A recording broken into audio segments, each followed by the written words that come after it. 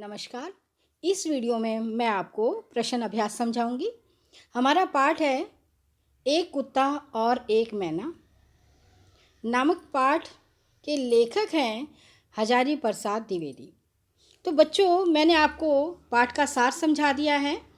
इसमें एक कुत्ता और एक मैना जो है ये एक निबंध है। हिंदी साहित्य की जो गद्य की विधा है वो निबंध है। इसमें जो है पशु पक्षियों के प्रति मानवीय प्रेम प्रदर्शित किया है, बल्कि पशु पक्षियों में मिलने वाला प्रेम, भक्ति, विनोद और करुणा जैसे मानवीय भावों का विस्तार भी किया गया है। इसमें रविंद्रनाथ ठाकुर की कविताओं और उनसे जुड़ी स्मृतियों के जरिए गुरुदेव की संवेदनशीलता, अतिरिक्त विराटता और सहजता के चित्र भी इस पाठ में हैं। पशु पक्षियों के संवेदनशील जीवन का बहुत ही बारीकी से निरीक्षण किया गया है। यह निबंध जो है हम सबको जीवों के प्रति प्रेम की प्रेरणा देता है। चलिए बच्चों, अब हम प्रश्न अभ्यास करते हैं। पहला प्रश्न है बच्चों कि गुरुदेव ने शांति निकेतन को छोड़कर कहीं और रहने का मन क्यों बनाया? तो बच्चों, गुरुदेव ने मन बनाया कि कुछ दिन जो है शांति निकेतन को छोड़कर किसी दूसरे स्थान पर रहा जाए, क्योंकि उनका स्वास्थ्य जो है अब अच्छा नहीं रहने लगा था। वो अवस्था से बूढ़े हो चुके थे। क्योंकि बच्चों, आपने देखा है कि जैसे बच्चा होता है उसके अंदर बहुत चुस्त स्फूर्ति होती है और प्रौढ़ता होते हुए जैसे यौवन होता है, किशोर अवस्था में सबसे ज़्यादा बच्चे के अंदर ताकत होती है, शक्ति होती है। तो उसके बाद युवा अवस्था आती है, उसके बाद धीरे धीरे अवस्थाएं जैसे हमारी जो है वो ढलनी शुरू होती हैं। तो जब हम बूढ़े हो जाते हैं वृद्धावस्था में तो हमारा स्वास्थ्य ठीक नहीं रहता। तो ऐसे ही जो है गुरुदेव का स्वास्थ्य भी कुछ ऐसा ही रहने लगा था। अतः उनका मन हुआ कि यहाँ से कुछ स्थान को परिवर्तन कर दिया जाए। शायद किसी मौज में आकर उन्होंने यह निर्णय लिया होगा, कुछ सोचा होगा, कुछ उनके मन में कुछ विचार आया होगा। उन्होंने श्री निकेतन के पुराने तीसरी मंजिल वाले मकान में रहने का निश्चय किया। अब बच्चों, हम दूसरा प्रश्न समझते हैं। मूक प्राणी मनुष्य से कम संवेदनशील नहीं होते, पाठ के आधार पर स्पष्ट करना है हमें। मूक प्राणी कौन कौन से पाठ के अंदर बच्चों? एक तो कुत्ता है, दूसरा मैना है। मूक प्राणी भी संवेदनशील होते हैं, ये हमने पाठ में बहुत अच्छी तरह से पढ़ लिया। और हम जो है अपने आसपास के वातावरण में भी हम जो है मूक प्राणियों के प्रति हम देखते हैं कि उनके अंदर बहुत संवेदनशीलता होती है। तो इस पाठ के आधार पर हम जो है स्पष्ट कर रहे हैं कि मनुष्य की तरह पशु और पक्षी भी जो है वो संवेदनशील होते हैं। इस पाठ में जो है एक कुत्ते का उल्लेख है कि पास के श्री निकेतन में जब उन्हें पहुंचाया गया तो गुरुदेव के हाथों का स्पर्श पाकर वे असीम संतुष्टि महसूस कर रहा है। उसकी संवेदनशीलता का उदाहरण तब मिलता है जब गुरुदेव का चिता भस्म कलश कोलकाता से आश्रम में जब लाया जाता है तो कुत्ता भस्म कलश के साथ आश्रम के द्वार तक आ जाता है। तब उसके पास कुछ देर तक चुपचाप बैठ जाता है। इस प्रकार वह गुरुदेव के प्रति अपनी संवेदनशीलता प्रकट कर रहा है। इस पाठ में हमने बच्चों अच्छे से ये समझ लिया। अब बच्चों, हम जो है तीसरा प्रश्न कर रहे हैं। तीसरे प्रश्न में जो है इसमें है कि गुरुदेव जो है मैना को लक्ष्य करके लिखी गई कविता के मर्म को कब समझ पाया? अब इसका उत्तर है बच्चों कि लेखक जो है उसके मर्म को कैसे समझ पाया मैना के।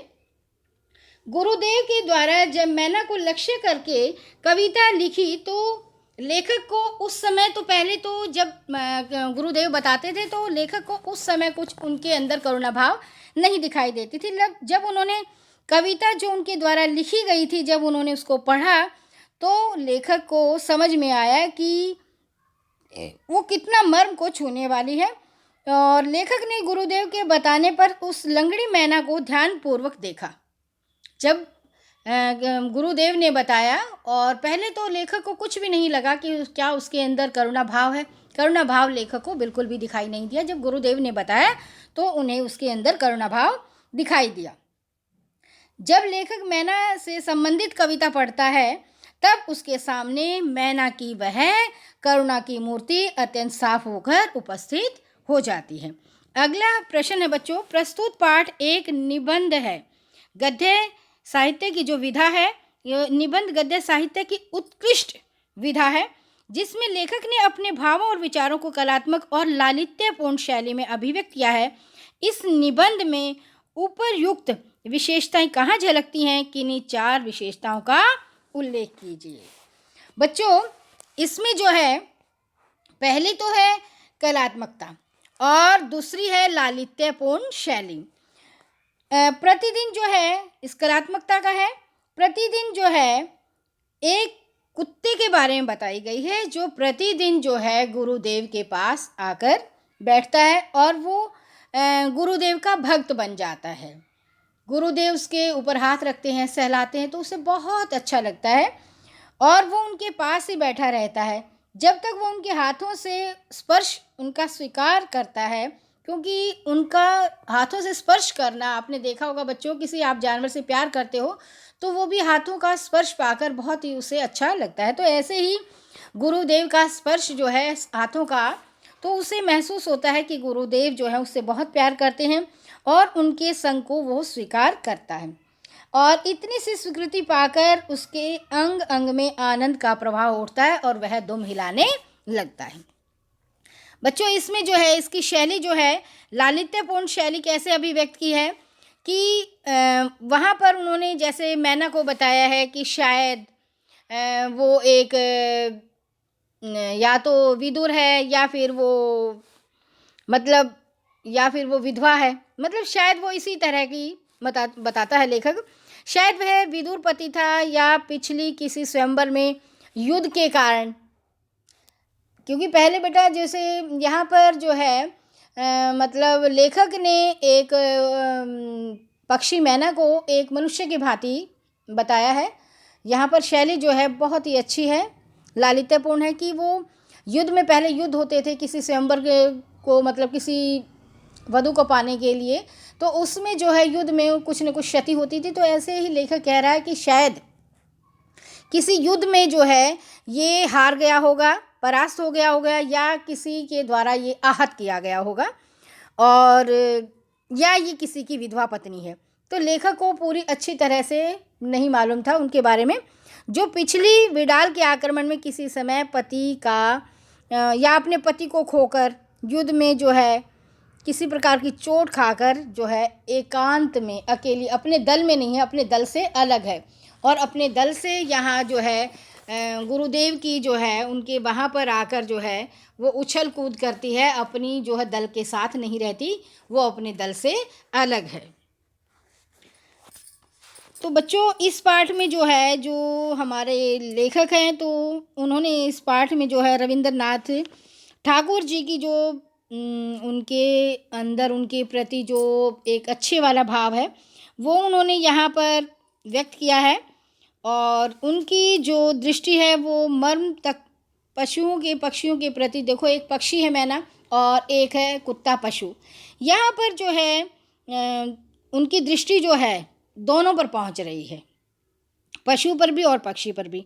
तो उनकी जो दृष्टि है वो एक मर्म को छूने वाली है, एक दिल को छूने वाली है। और मूक प्राणियों में भी उन्होंने कहा कि वो भी किसी के हृदय की बात जान लेते हैं कि कोई हमारे अंदर कितना, मतलब हमारे साथ कितना प्रेम रखता है, तो वो भी उसके साथ उतना ही भक्ति भाव से जुड़ जाते हैं। तो यहाँ पर लेखक ने मूक प्राणियों के प्रति जो है हमारी जो है भाव को, मनुष्य के भाव को व्यक्त किया है। और जो एक कवि है वो कवि जो है दूसरे के दुख को, दूसरे की वेदना को देखकर, दूसरे के मन के भाव को देखकर ही एक कविता का निर्माण कर डालता है। उसमें भी यहाँ पर ये इस पाठ में भी ये इस इधर लेखक ने इशारा किया है कि बहुत बारी क्या होता है कि इंसान जो है दूसरे के दुख भाव वेदना को नहीं समझ पाता जितना कि पशु पक्षी भी बहुत अच्छे से समझ पाते हैं।